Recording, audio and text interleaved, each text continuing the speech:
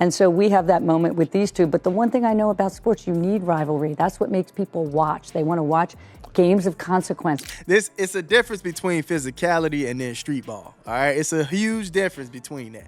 We have to make sure we protect these players. Caitlin Clark and Sophie Cunningham have been circling each other on the court all season long. Their styles clash perfectly.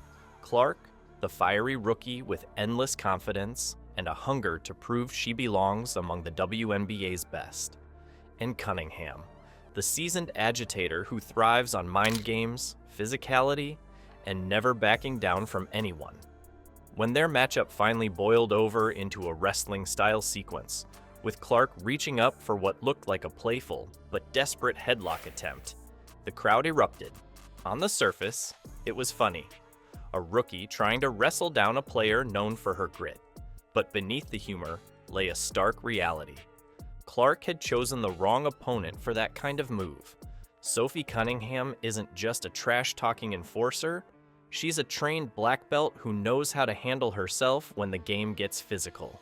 She'll turn that thing into Fight Club out there on the court, and I suspect these players know it.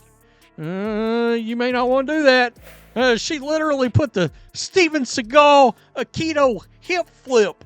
Blonde hair, she's got the Barbie thing down. She does, and she's a black belt. Before we move on, I'd like to ask you a small favor. If you appreciate this content, please take a second to like this video and subscribe to the channel. Over 98% of you watch the videos without subscribing. It costs you nothing, but it makes a huge difference to us. So, did you click the subscribe button? Great, thank you so much. Now, back to the video. The clash started, as it often does, with jawing and elbows. Cunningham plays the game like it's a battlefield, never letting her opponent feel comfortable, always chipping away with bumps, holds, and subtle fouls. The refs often miss. Clark, meanwhile, has never been shy about letting her emotions fuel her performance.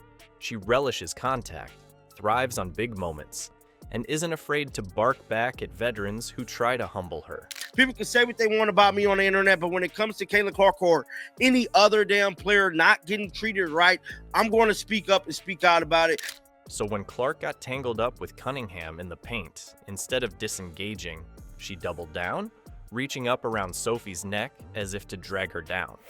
It wasn't a true MMA move, of course. It was more instinct than technique, the kind of scrappy gesture that happens when adrenaline spikes and frustration builds.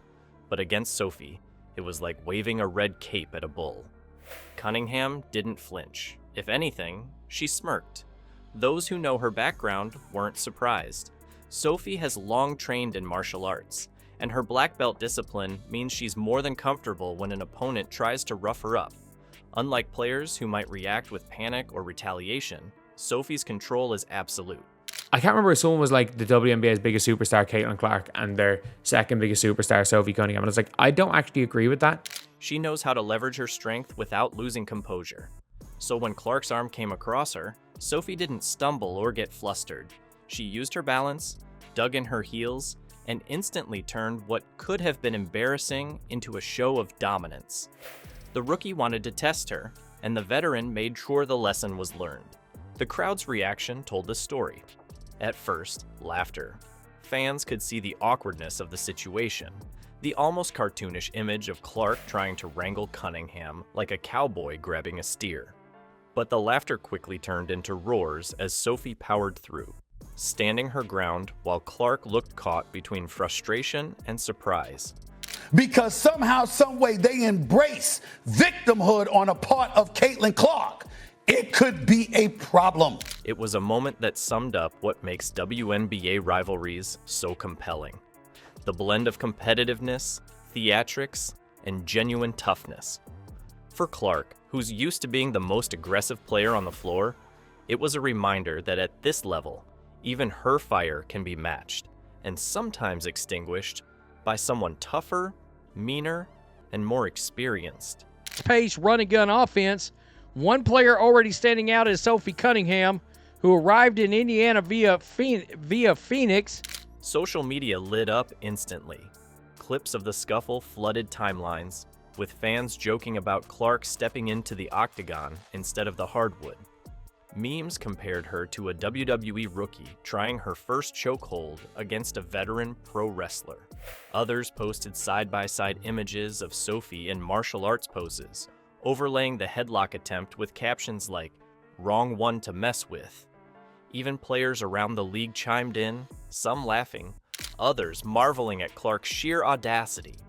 Everyone agreed on one point.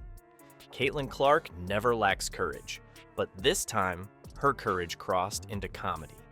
And yet, that's what makes Clark so magnetic. She's not afraid to test limits. She's not afraid to get under the skin of veterans who've carved reputations as enforcers. Backlash towards this from a certain segment of crybabies right there. Yeah. While many rookies shy away from confrontation, Clark has leaned into it, showing she'd rather go down swinging than fade into the background. That fire is part of what makes her special, even if it sometimes lands her in awkward or humbling moments like this. Against someone like Sophie, though, the cost is higher. Cunningham isn't just another veteran. She's a player who thrives on putting young stars in their place.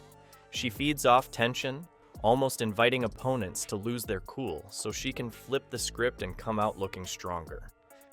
Sophie Cunningham's personality may be big, but her impact on the Indiana Fever will be bigger.